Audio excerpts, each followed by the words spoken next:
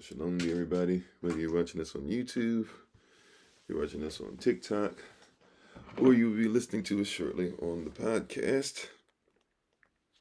We're excited and thankful and grateful to have you all on with us.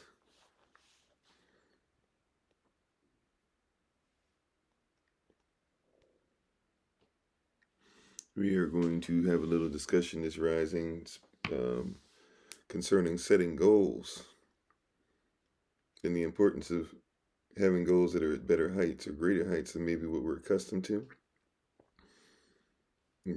Just have a little bit of a challenge this rising for you all concerning your goals. Let's see.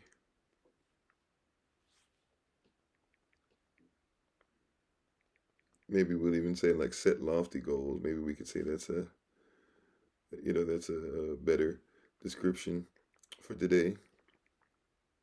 What we want you to do, because if we set greater goals, if we set the higher the goal, right? The higher the goal, the lower chance there is of not reaching potential. Now, somebody might say, well, that doesn't make sense because, you could set a high goal and not make it, right? But could you imagine if you set a high goal and even if you fall short of the high goal, hitting, something higher than what most people do? Because most people don't set lofty goals. And when they set lofty goals, they don't really believe in the goal. That's why you have so many people that are going to make sure that they have these New Year's resolutions soon. And they're not actually going to do what they say they're going to do with their own New Year's resolution, because a lot of people set goals that they don't necessarily even believe in, right? Believing in self, allowing them to be able to set a goal, things like that. Shalom, Sister Deshima, how you doing? Yep, I just got the Podbean app going, so yes, we are on there. Shabbat Shalom to everybody. My wife is on, the Honorable Maya, who lives a life that's able to be honored. Please follow her on TikTok, YouTube, and her website at Bloom and Flourish, not A-N-D, but the letter N, Bloom and Flourish. And we're thankful and grateful for her, as always, for being on and being part of our discussion and leading those who are going to be moderators and being a great mother and a great source of wisdom, right? We appreciate her and everything that she's doing. She's a healer. She's a herbalist. She is a chemist, and she's a biologist by degree, by the way. So feel free to follow her once again at Bloom and Flourish. Thank you to everybody who's on. Sister Sonia, Brother Thomas, Minister Nice, Little Red Diamond, all of us who are on. And once again, as a reminder, Minister Kevin and I should be back on the podcast only for our Shabbat Shalom podcast. We should be back on there to finish up with our men, and then we're looking forward to seeing what our women, led by Minister Maya, are going to present to us.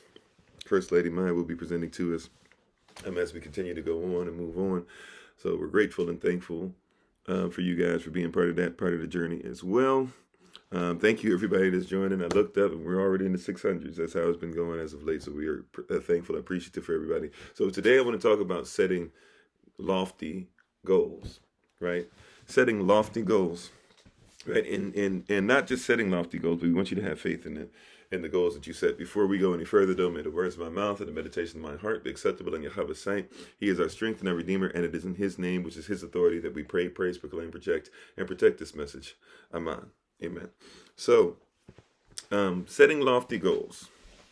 We want to ensure that we are setting lofty goals, and at the same time, we want to make sure we are believing that we can hit these lofty goals, because a lot of people hit goals and then really don't believe or don't put value towards it. That's why we always say vision, purpose, and value, correct?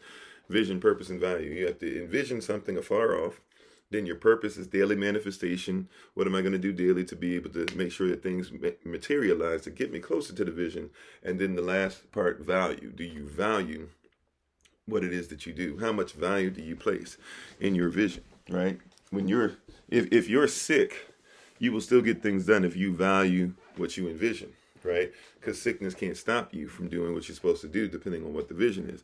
If you value, what your family, or if you value your family, even when things get tense, you will still be in your position, so that when family gets themselves back in position, you'll be right where you were supposed to be, still developing. So when they come back, not only will you be there, but you will be greater than what you were supposed to be before, right? You will keep on growing, right? Vision, purpose, and value. So when we speak on these lofty goals, right? I actually was looking up some stuff and reading some quotes yesterday. And when I was reading the quote, one of the quotes that I settled upon that really hit my heart, and then Ruach HaKodesh said, okay, we can deal with that, is that, oh, you're welcome, babe. One of the things that I saw, that was, that really hit me was it said that it was James Cameron. And James Cameron, if you're not aware of who he is, he's a famous director, probably the most famous movie he did, and actually helped out write the soundtrack as well, was the Titanic. He also is very famous for being a deep sea diver, or an underwater diver, going deep into the ocean, having gone one of the people who's gone the deepest out of anybody who's ever lived. So if you want to know, he probably not. I think he used to be had gone the deepest or the second deepest. I think it was the second deepest into the ocean. And so I don't know if he still holds that title or not, but basically he's achieved things that most human beings have not achieved, right? And he had a quote, and I'm not quoting it exactly. I'm going to mess it up a little bit, but basically went along the lines of this: if you set goals, right, that are high, even if you fail, your failures will still be above everyone else's success, right? That's basically what he was saying. So he said, if you set goals that are high for yourself and lofty, even if you miss the goal, right? Even if you miss what you said you were going to do, right?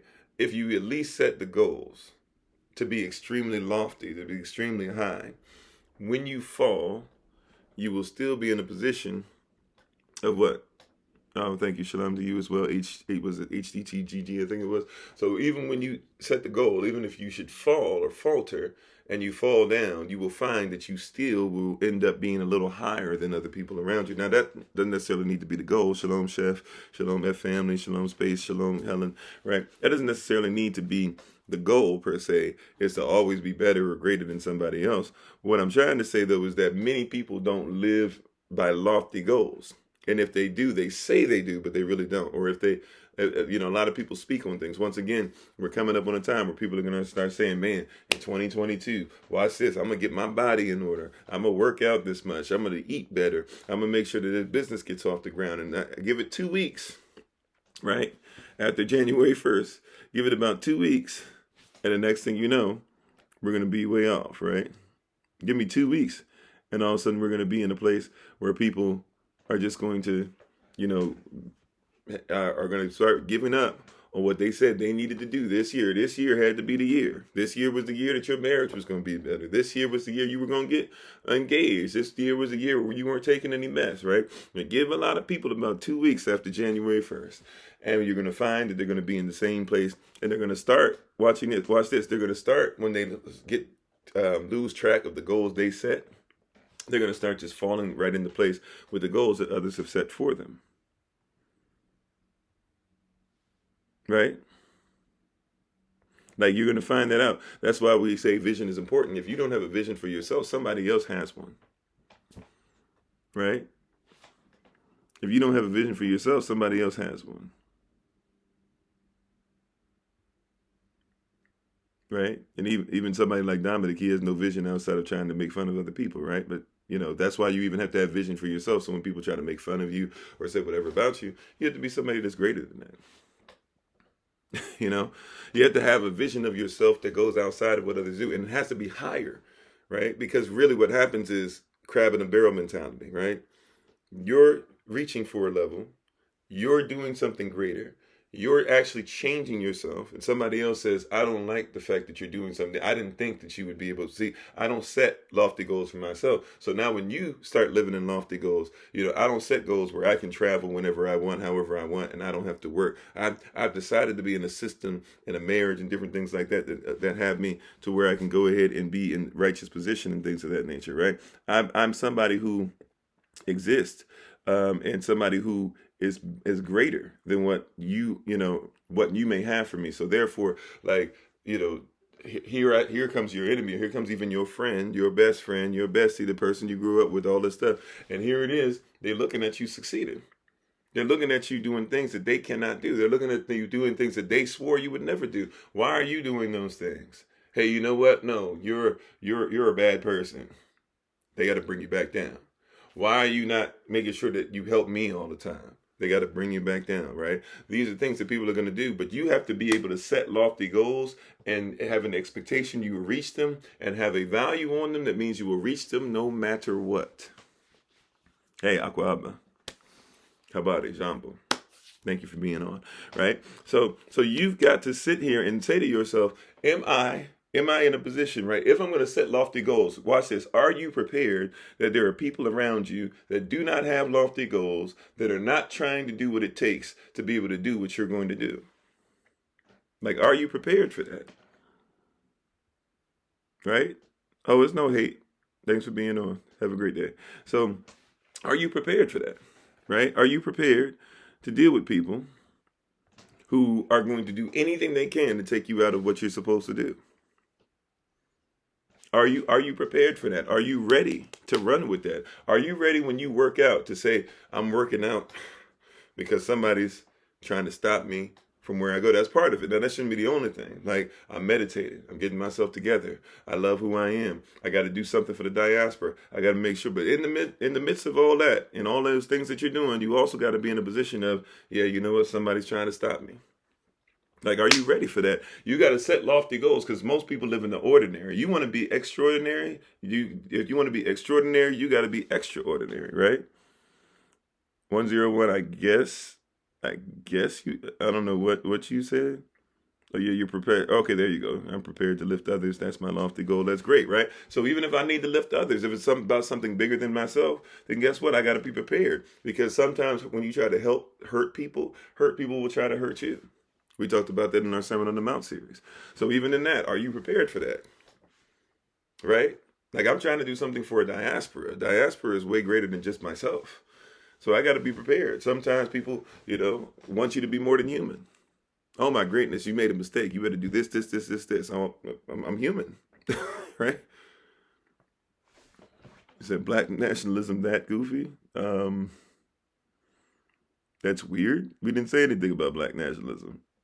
But because I'm a black person who's dressed like he's supposed to dress, and he doesn't dress like you, I guess that makes you uncomfortable. Well, you can be uncomfortable. I hope that you learn how to be better to people in the future and not just judge them according to appearances, which you would probably pull out Martin Luther King Jr. out of somewhere and say that he would have spoke the same thing, right?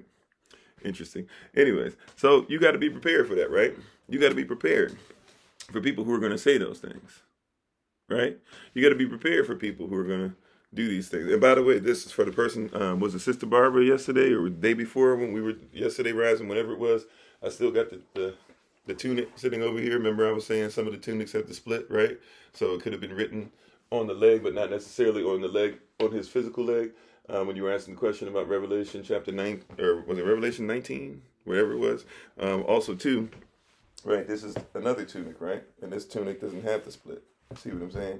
So either way, it doesn't have to split. So it could be written on the side there, on the side on the other one. All right?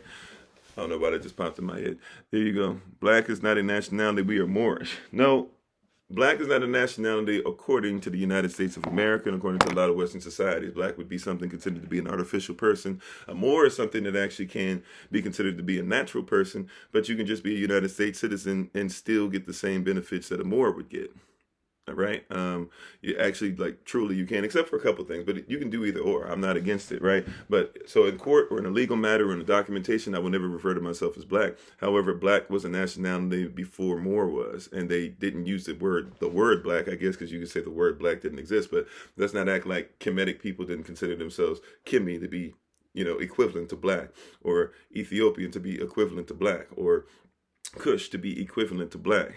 Right? Or people who lived in Kandar to be equivalent to black, right? But at the end of the day, that's not what I'm focusing on. What I'm focusing on is, in this, so you can take that however you want. Hopefully, you're not taking that as we got to be fighting or something. But the reality is that at the end of the day, what I'm talking about today is setting lofty goals for yourself,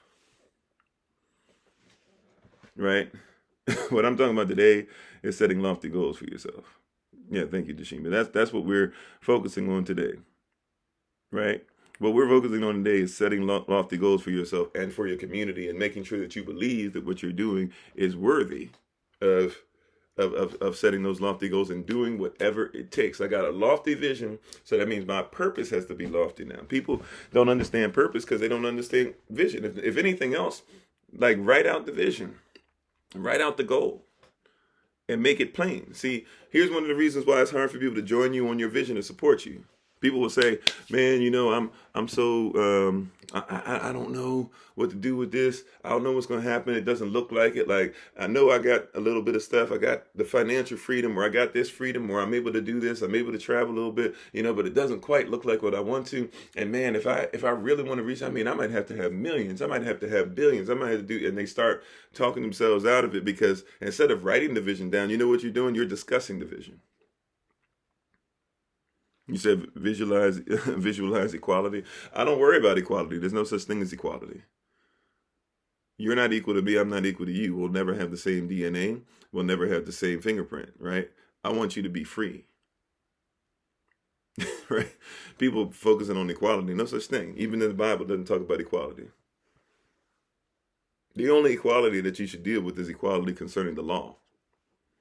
Right? And that's why people don't want you to know law, because law is the thing that equality should go to. As far as human beings, there's no such thing as two human beings equal to each other at all.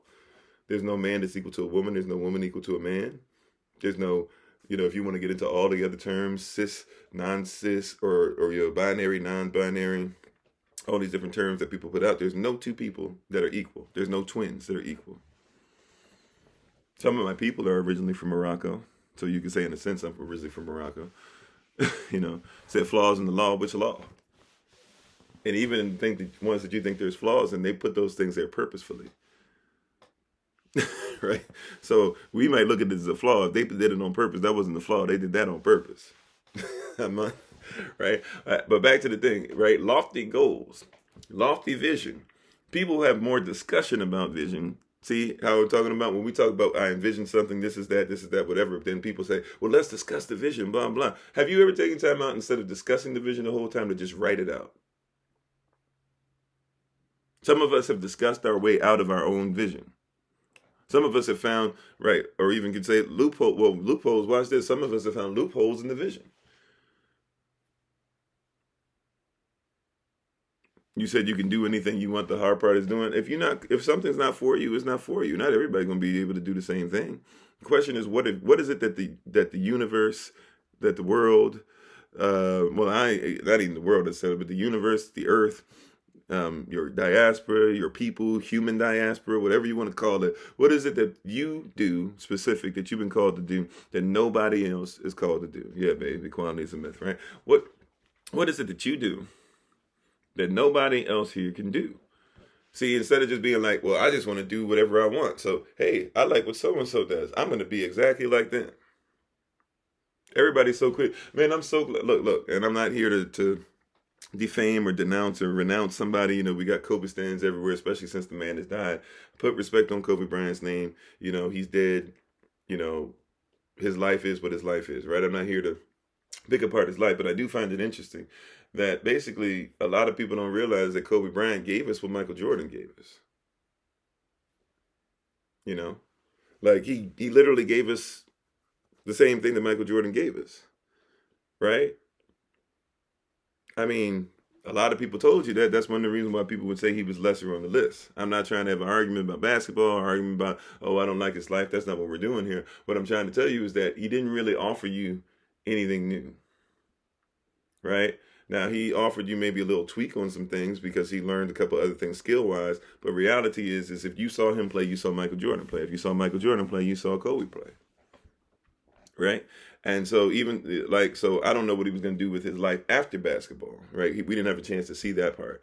But basketball-wise, I saw that. When somebody says, man, Kobe Bryant, this, that, or whatever, man, the way he used to yell at players, the way he used to cuss them out, the way he used to be so focused, the way he didn't care what anybody said, the way he was willing to, talk trash. I was like, I've seen that. I've seen that, right? So I was looking forward to seeing what is he going to give me afterwards. It's going to be different. Looked like he was going to do some film. Looked like he was going to continue to go down the path of doing things for children. Looked like he was going to focus more in the arena of coaching basketball games for his children, even as the famous Kobe Bryant. Like, those were things that I was interested in seeing, because that's the stuff that was different.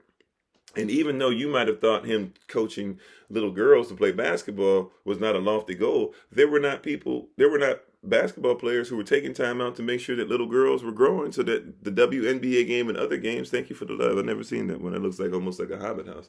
I like it though.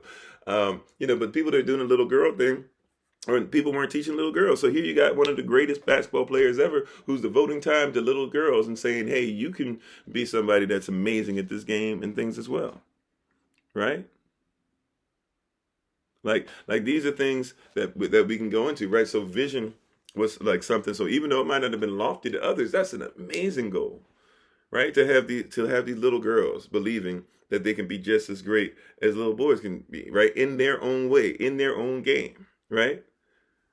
Like there are women, right? They grow into women, but I'm saying little girls that grow up to being able to win. As a matter of fact, there are little girls, depending on their age and height and speed and stuff, there are little girls that dunk, you know?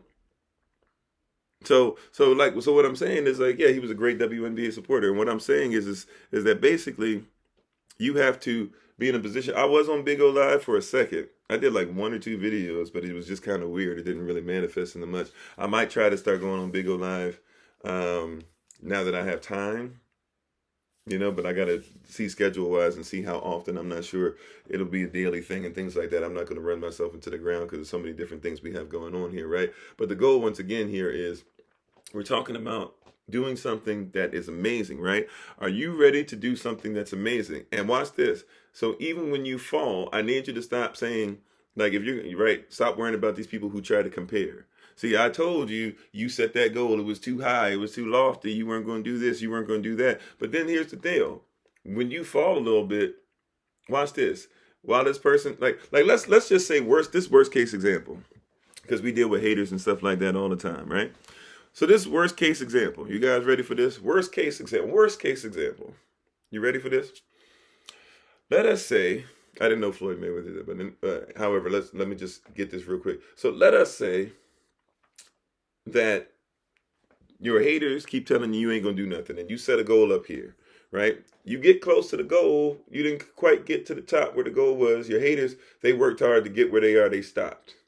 They working hard to maintain here. Let's say, worst case scenario, you fall all the way back down to your haters. If your low is your haters' high, what we mad about? Right? Did you catch that? Let's say your haters and all these people saying you can't do this, you can't do that, and they're fighting their hardest to just basically keep hitting that they're stuck at the wood ceiling, not even the glass ceiling. They ain't even breaking through. This is the brick ceiling.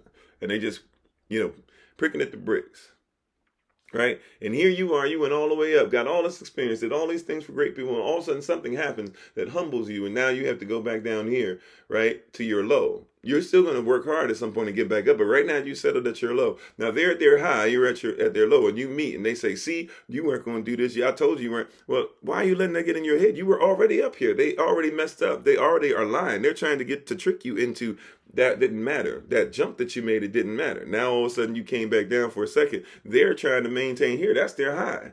Right? When they move, they got to move back down here. So even if you maintain the 7th level, when they start moving, they ain't going here. They're going here. Because they're anti-sovereignty. They're anti-trying to help people to get up. Right? So you hear what I'm saying? Lovers bring up the haters. Lovers pay attention to haters. You can't force any man or woman up. You can extend the hand, and if they want to come up and not pull you down, so be it. But be strong enough, because you might have somebody who wants to pull you down. Are you strong enough to stay in position when they try to pull you down, right? You said never leave anyone behind. I'm from the military. I understand what it means to never leave a person behind. I know what it is to drag somebody and make sure that we try and get them home so that their family can see their body, even if they can't see them breathing again. I get never leave a man behind, right? But that's when everybody's together, fighting together. You're acting like you should have an enemy, and you're supposed to make sure that when your enemy gets shot, you make sure that you go over to your enemy side, grab them and stuff like that. If somebody wants to come on out, you do. A lot of my family is from Ghana. I am not born in Ghana, if that's the question, right? Akwaba, Habari, Jambo, right? So what I'm saying is that a lot of people are going to try, even if you fall, once again, set your goals lofty. Even if you have a time in your life where you're humble, right? You will still end up going right back up, right? And by the way, if there are people there that ain't trying to leave here, right? Like it's like I promise you, when I started learning this, there are people. Like I was in the homeless shelter for a while in my life, right? Just being honest, I was homeless for a while in my life because I just couldn't get a gig. Left a bad situation I was in, came to the DMV, in Washington D.C. area, DMV, just D.C., Maryland, Virginia, and tried to,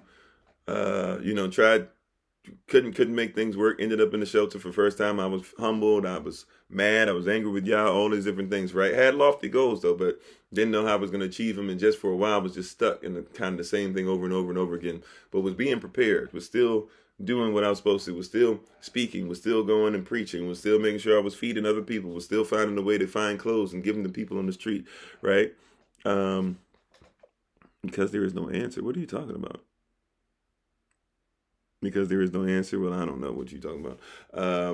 But, doing all these great things and everything. I'm sorry, if you had said something before there is no answer, I didn't catch what you were saying. By the way, if you have questions on TikTok, you can just put them in the question mark box. And as I have a chance to, I will try my best to get to them ASAP. Right? But at the end of the day, was in this thing or whatever, and was preparing myself and thought that it was bad, but I kept on doing what I was supposed to do. I kept on saying, man, I'm going to speak to somebody. I'm going to reach somebody. I'm going to prepare myself to be a husband. I'm going to make sure that and I'm going to become a husband before I walk down the aisle, right? That's our culture. People might not comprehend that. All these different things, right? And next thing you know, like it was okay. I got out of that situation, but I wasn't necessarily hitting certain heights. I was improving every day. I was like, man, I'm not doing this yet. I'm not doing this yet. I'm not traveling. People are like contacting me. Can you travel to this country? Can you come here? Can you bless us with this word? Can you come over here and do this? Can you teach us how to grow this? And I'm like, okay, I'm learning more.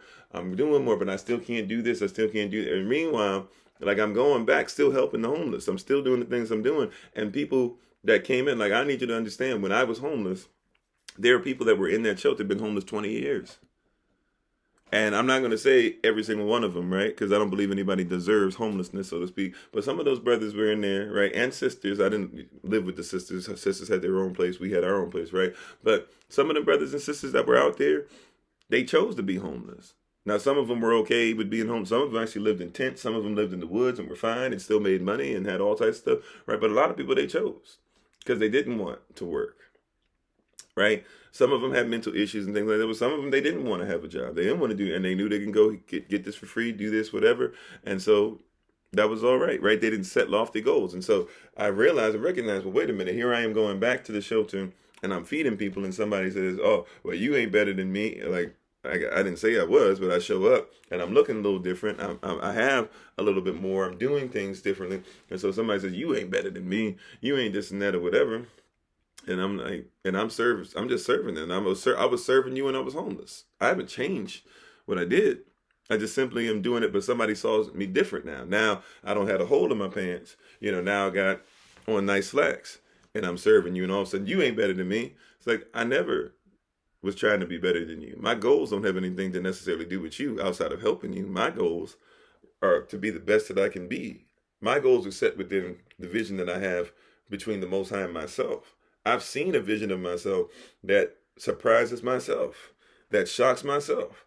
It's shocking and surprising to me, some of the things that come out of my mouth. But I have certain goals to where it's not as shocking anymore. It's shocking and surprising that some of you would bless us with some of the things that you do to help us to help people around the world. But it doesn't surprise me anymore. Right? Like, the more I get, it's not as surprising, rather. Like, the more I get into it, the further I get, the further I stay in a mindset of lofty goals, it's actually easier to respect the lofty goals. See, a lot of us, we have the lofty goals, but like I said, come January 15th, January 1st, you set the lofty goals. January 15th, they start going away. But the reason is because you never really respected it. But the longer you can have the mindset of this is what I'm supposed to do. This is what I'm going to do. I'm going to do it by any means necessary. I'm going to hang out with people who will be able to help me with that. I'm going to be the best version of who I'm supposed to be. I'm going to keep on grinding. I'm going to keep grinding. Yes, this thing has to happen. Though somebody out there needs this to happen, because if I see the need for it, not only does somebody need it, remember we talked about this, not only does somebody need it, but they deserve it. Remember we talked about that? Like, don't just be in the place of where it needs to be. You said, why would somebody choose homelessness? I don't know how long you've been homeless, but I don't know where you've been homeless, but I've met people who said, I'd rather just stay in the shelter than go ahead and have to deal with certain things and jobs and stuff like that. I can be out all day. I go to hotels and stuff from time to time. I'm okay. I just choose not to be there. So that would be a choice to be what we would call homeless, right? So that's what I'm saying, right? So anyways, and they might not like the system, right? They might not want to have to toil, right? So they say, well, I'm okay with sitting on a bench for 2-3 hours in a day and just feeding the birds. I'm not saying a homeless person has to be some scraggly dude who doesn't have a life. I'm just saying some people choose that life. That being said, though, once again, I'm talking about lofty goals. And maybe for them, that's their lofty goal. But I'm saying for those of you who are trying to set goals that you're not reaching, or those of you who are expecting some things that might take a long time, what I'm saying is you've got to be in a position. Well, they don't necessarily try to go to jail in the wintertime. A lot of them, they try to see if they can find a woman in the wintertime. But guess what? If they got a shelter to come through, the wintertime doesn't necessarily do anything. Like it's different places. If you're in DC, for example, if you're in Chicago, kind of sort of, Chicago's not necessarily great to the homeless. But if you're in DC, especially, some places in VA, some places in Maryland, some places in Texas isn't that great to the homeless either, but especially in the wintertime. But or when they have winters. But in certain places they have it set up, in LA and other places, but they have it set up to where there are a lot of places for you to go. So you can go into the library and read. There are a lot of homeless people that would, knowledge-wise, would dust me. Like I went, where a lot of my journey on knowledge started? It started in the library.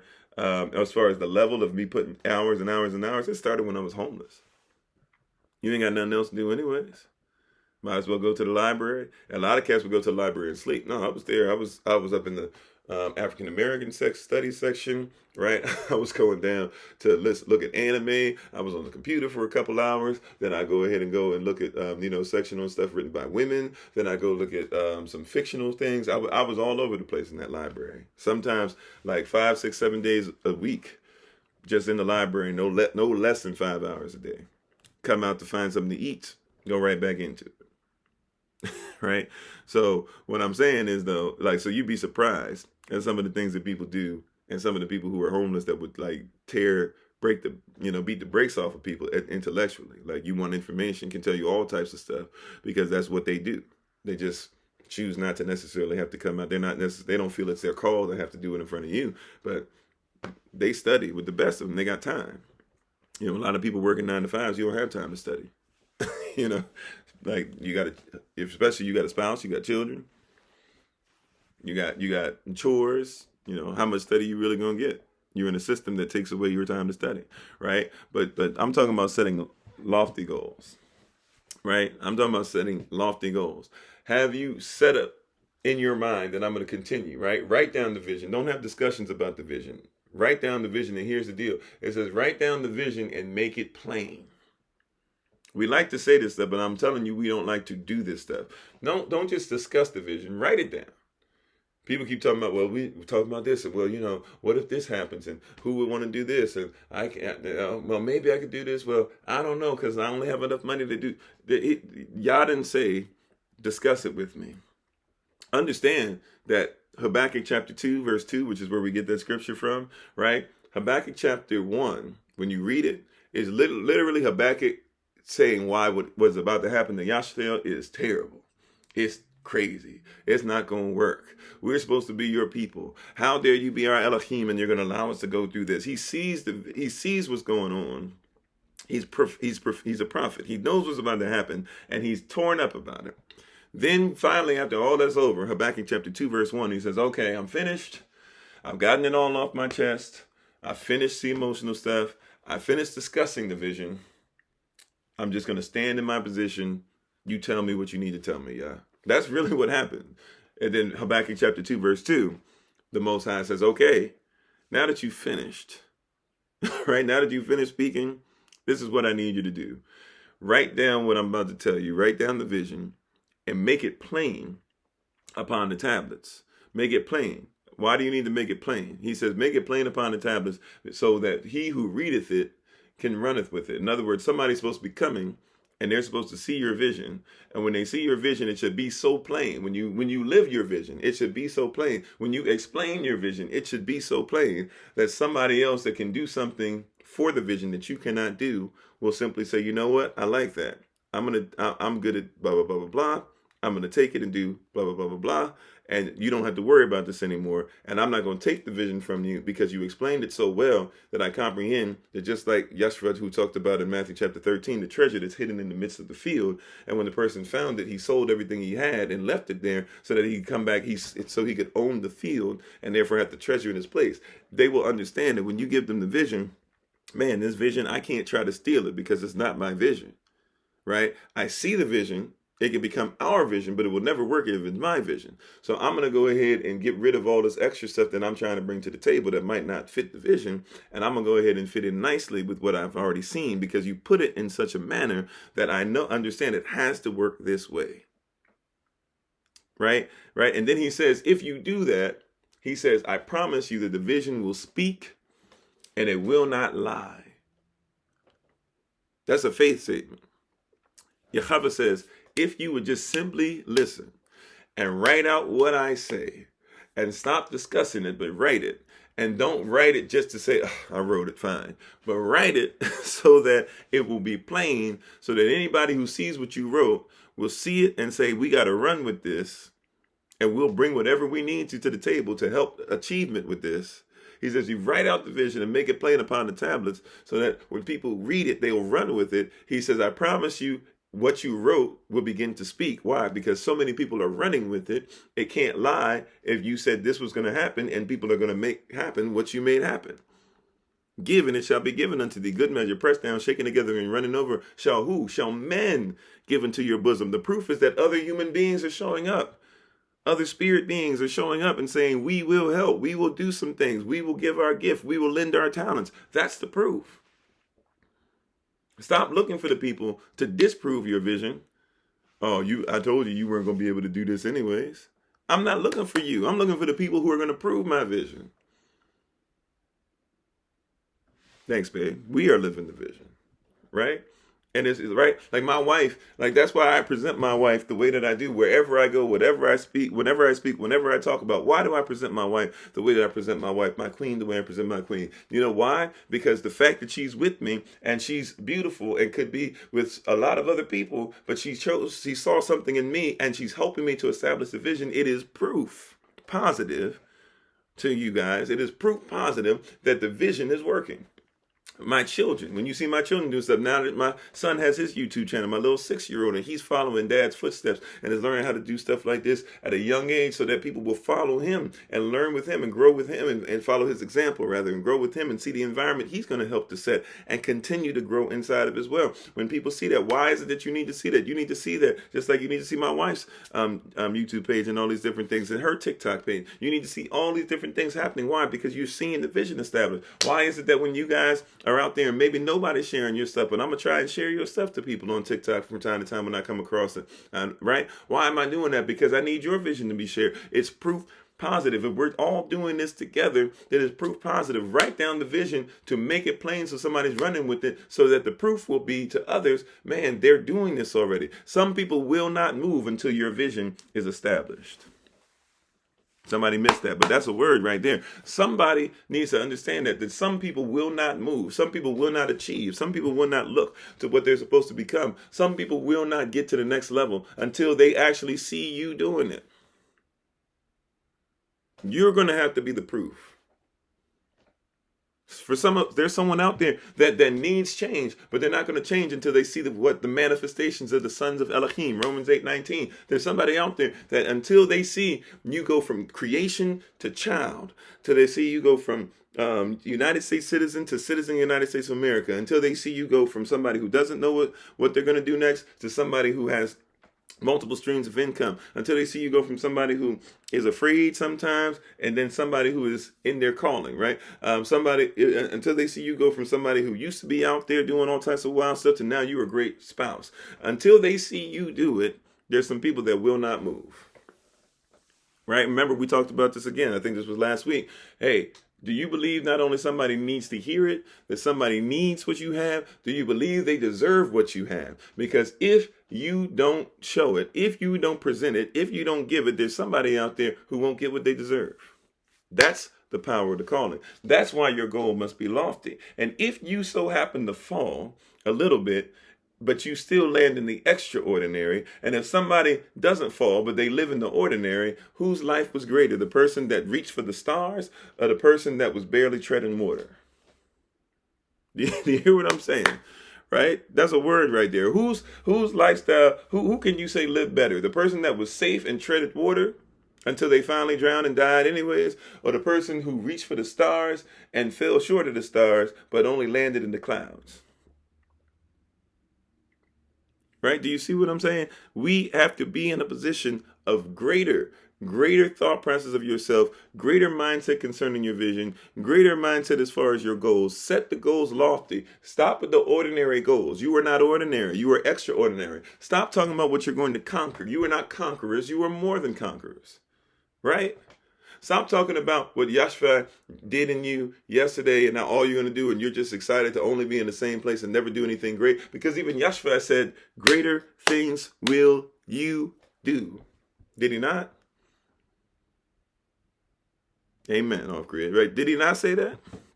Did he not say that? Amen. We need to hear that today. I got to get ready to take my leave. I'm feeling this, but I got to get ready to take my leave, right? I'll be so glad. Like I said, y'all going to be surprised when we're finally, after this rising, I promise you, like, you're going to see a whole different thing. We're going to be out in this all day, every day out here. Right, you're gonna be surprised. We're gonna be traveling. We're gonna be on the road. I'm telling you, you guys are surprised. But I got to get ready. This is the last time I got to take my leave thing early, right? Because I'll have more freedom. Thank you, Chef. Appreciate that. Wow, thank you a lot for the love. Right. So you got to be in a position. We have to be in a position. What are the goals that you're setting? Right, and then you keep discussing the goal. I would do this. I would give, but it's got to do this, and it's got to do this, and it's got to do this. Where's your faith? Well, I had faith in people before, and they messed me up. Okay, true that. But at some point, you saying you're not going to have faith again? You're just going to tread water, right? And I'm excellent at swimming. I can tread water for a while, but it comes a certain point where I got to, the treading water by itself isn't great enough. Like, I gotta get out the water. I got to be able to do something else. I got to have a place that I can rest in.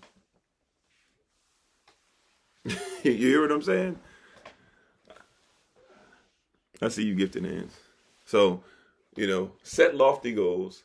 Believe you can achieve lofty goals. Remember, this is our year pursuit. We're pursuing the promises of the Most High, and we're pursuing those promises because next year, come January, we're going to transition. That's how we're going to use every year now. We're going to transition from January to whenever Passover is for us.